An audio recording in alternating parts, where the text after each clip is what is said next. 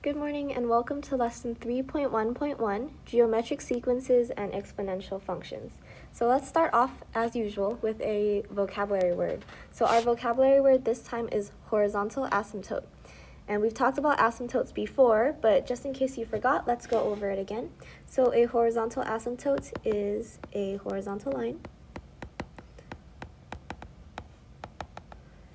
on the coordinate plane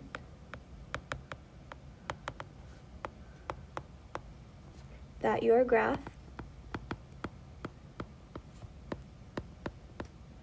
approaches but does not touch. Okay, so the analogy I used a long time ago about asymptotes was that an asymptote is like the person who friend zones you, so you get closer and closer to them, but you'll never get together. And I know that sounds so sad, but hopefully it stirs up enough emotion in you so that you can remember this definition forever. So your asymptote is like a friend zone friend. I'm sorry if that's too sad, but yes, please hopefully remember the word horizontal asymptote forever. All right, so let's move on to section A, where we have to write each geometric sequence as an exponential function. Graph the function for all integers n such that n is between 1 and 10. So for our first equation, we have g of n is equal to 4 times 2 to the power of n minus 1. And we have this t-table here. And so we're going to fill it in by plugging in each of these n values, all of those, into that equation right over here. So let me erase my scribbles first and then we can get started. Okay, so g sub n is equal to 4 times 2 to the power of n minus 1. Notice that where the n is, I'm going to plug in our first n value, which is 1. So I'm going to say 1 minus 1 instead of n minus 1. And when you plug this in, you will get the number 4. You can just type it on a calculator. You don't need to do anything special. You can just type it on a calculator and you should get this. Just also know that when you are typing on a calculator, put your entire exponent in parentheses. Okay? All right, so that one equals 4. Now let's plug in our second n value, which is 2. So it's 4 times 2 to the power of, here's our n, so I'm going to say 2 minus 1. Notice that instead of the letter n, I am saying 2, the number 2, because that is what our n value is this time. So when you plug it in, you will get 8. Let's do it again. 4 times 2 to the power of, you guessed it, 3 minus 1. And put it in parentheses on your calculator, and you'll get 16. Next n value is 4. So you plug in 4, and then you'll get 32. And let's keep going. What do you think the next n value is? 5. And then if you type in your calculator, you'll get 64. And let's pause here for a second. Let's see if we can find any patterns. So hopefully you guys noticed that your first number, this 4, is actually equal to the number without the exponent. So in our equation, there's a number with the exponent, which is the 2, and the number without the exponent, which is the 4. 4 is going to be your starting value. 4 is going to be the answer when your n is equal to 1. All right, now let's take a look at the other pattern. I'll do that in purple. We have 4, 8, 16, 32, 64. The pattern from here is actually multiplying by 2 each time. Multiply by 2. Multiply by 2. Because 4 times 2 is 8. 8 times 2 is 16. 16 times 2 is 32. 32 times 2 is 64. And where do you think that 2 comes from in our equation? Right there. And so without having to plug it in even more, we can continue the pattern because we know that every single time you go down 1 in the t-table, you have to multiply by 2. So then let's just fill in the rest of our t-table without plugging it into our equation. So for this next blank space, what is 64 times 2? That will give us 128. What is 128 times 2? What is 256 times 2? What is 512 times 2?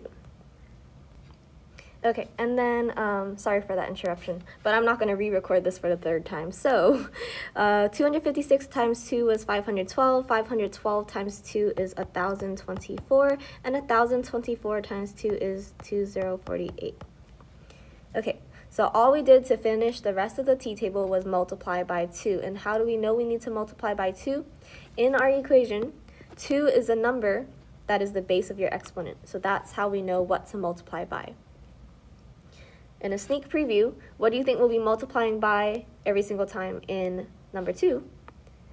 We're going to multiply by 3 every single time in our second problem, okay? But let's do the first problem first. Let's finish this one first. Okay, so we can graph this function such that n is between 1 and 10. So I'm just going to have 0, 1, 2, 3, 4, 5, 6, 7, 8, 9, 10. And then I have to label the y-axis. So there's 10 boxes here, and I need to get up to 2,048. So I'm going to go by, I'm going to go by 200s. I know that won't necessarily reach 2,048, but I'll just plot the last point a little bit higher. So I'm going to go up by 200. This will be 400. This will be 600.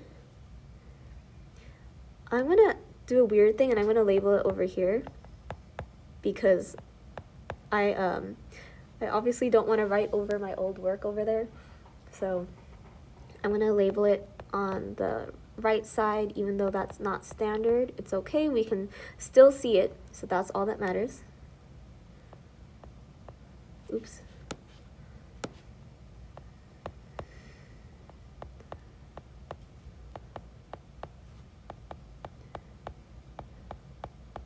Okay, so I labeled it all the way up to 2,000.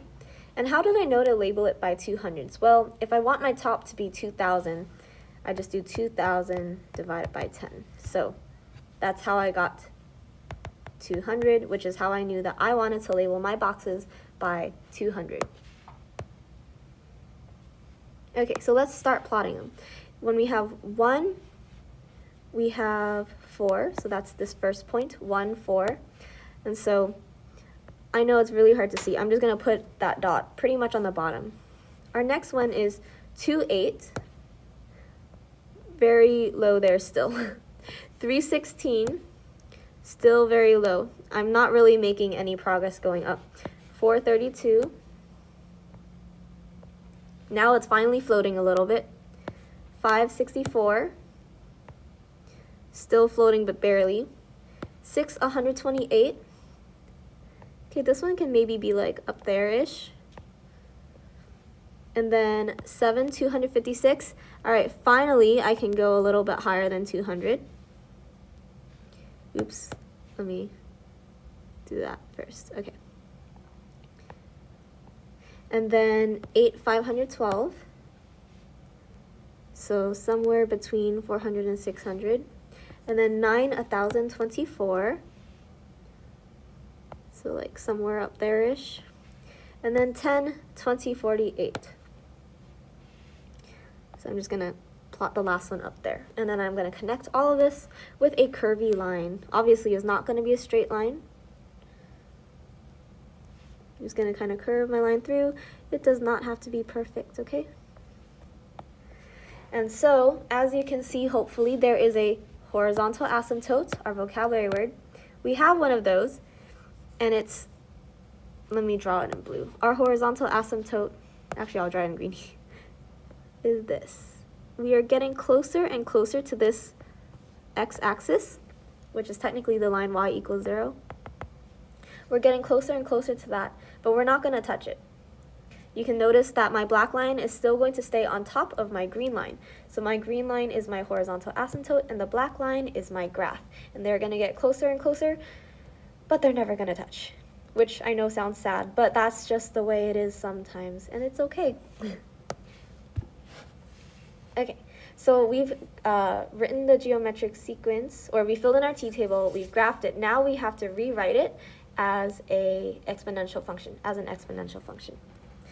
So here are the steps laid out for us: split, flip, multiply, and replace. So here's our original equation. Let me write our original equation here.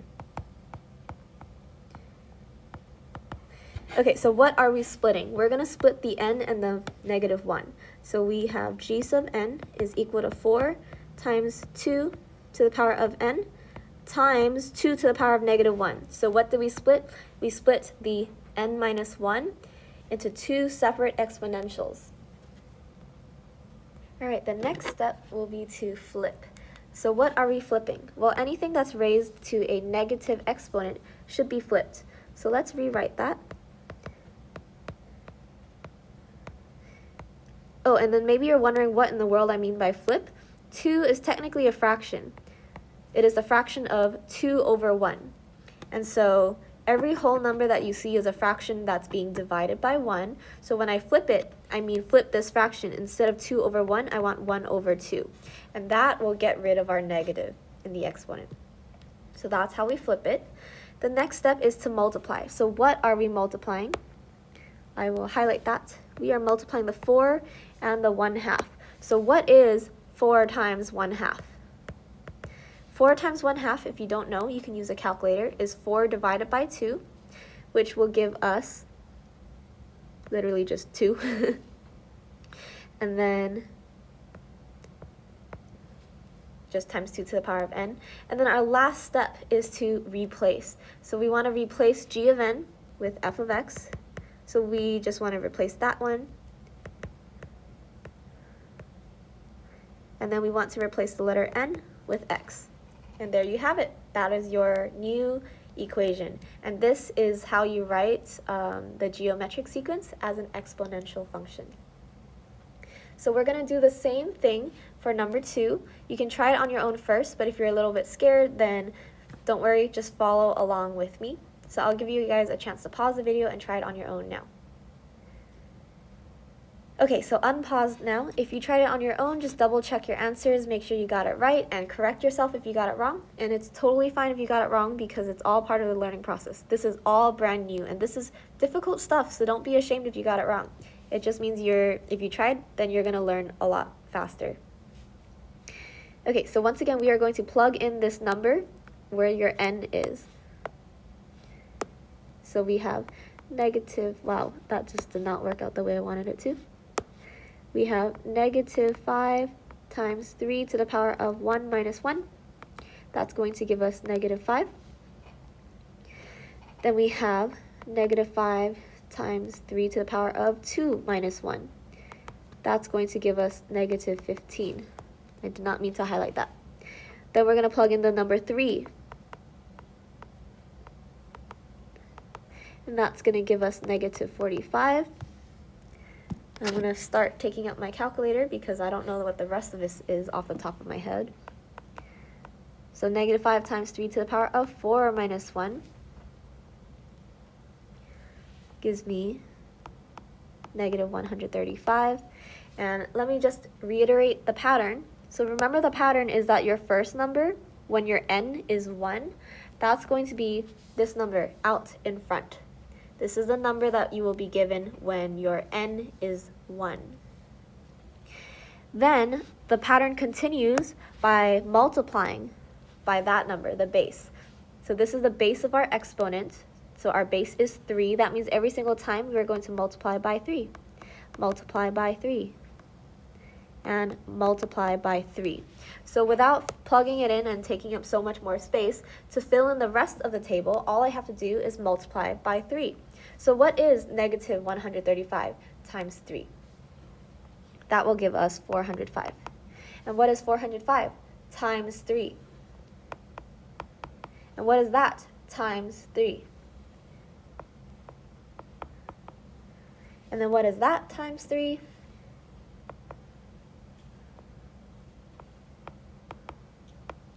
And what is that times 3? We're getting huge numbers now. And that times 3. Okay, so we're going to need to graph this gigantic thing. Oh, I forgot. All of these are negative numbers. My bad. Please put a negative there. They're all negative numbers. my bad. Okay, so all of those numbers, we are going to need to plot those. So let's start off with the easy bit. 0, 1, 2, 3, 4, 5, 6, 7, 8, 9, and 10. Okay, and so since these are all negative numbers, I'm going to start this. I'll label them on the right side. I'm so sorry because we don't have space over here. So I'm going to label them on the right side. I'm going to make this the 0 for the y, and then we're going to go downwards so that we can have negative numbers. And I want to fit up till like maybe negative 100,000 because we want to fit negative 98,000. So I think negative 100,000 is a nice number to go up to, or go down to, I guess. So let me just show you how I got negative, or how I will label each of those. Negative 100,000 divided by how many boxes do we have? We have 10 boxes, so I'm going to divide this by 10. And then that's going to give me 10,000. So every single time I go down, I'm going to go down by negative 10,000. So this is negative 20,000. This is negative 30,000. Negative 40,000. Negative 50,000. Negative 60,000. Negative 70,000. Negative 80,000. Negative 90,000. This is negative 100,000. Okay, let's erase that. All right, so time to plot. So your first number is negative 5. So when we have n is 1, g of n is negative 5. That's going to go really close to like the top. It's literally, I'm just going to put it right there. And then negative 2, negative 50. Wait, sorry. It's supposed to be here when n is 1. Okay, not when n is 0. I put it on the wrong spot the first time. Letting it load slowly. There we go. All right, 2 comma negative 15. It pretty much looks in the same spot. 3 comma negative 45 pretty much looks in the same spot. 4 comma negative 135 still looks like the same spot. 5 comma negative 405 still looks like the same spot. 6 comma negative 1125. Maybe I'll go down like a little bit. 7 comma negative 3,000. Okay, finally I can lift off a little bit more because we're in the higher thousands now. Okay, 8 comma negative 10,935. Finally I can pass this first dot just a little bit. 9 comma negative 32,000. So maybe somewhere like that. 10 comma negative 98,000 something something something. So that goes all the way over here-ish, and you can see that we have an asymptote at the very top, but let me just connect all of our dots with a curved line. So you can see that it grows pretty fast, or it grows slowly at first and then it suddenly shoots downwards. So that's how exponential functions look. They either stay flat for a while and shoot up, or they stay flat for a while and shoot down. And you will notice our asymptote, which is this line, where we get closer and closer to it. However, we will never touch it. Okay? And so, now that we have our graph and our t-table, let us convert it into our exponential function. So we're going to follow the same steps over here. And I'm actually going to just rewrite our equation down there so that we can look at it a little bit more easily. So remember, what are we splitting? Our first step says split. What are we splitting? The n minus 1. And then times 3 to the power of negative 1. So that base appears twice now. Earlier there was just 1 3, now there are 2 3s, okay? So we split that up. Next we are going to flip. What are we flipping? We're going to flip the 3 to the power of negative 1. Technically, this is a 3 over 1. Sorry about that. I don't know how that happened. Technically, that is a 3 over 1. So we're going to flip it around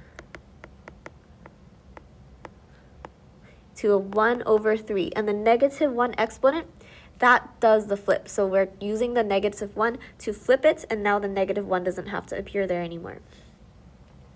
So that's the flipping step. Next step is we have to multiply. What are we multiplying? Those two highlighted numbers. That is what we are multiplying.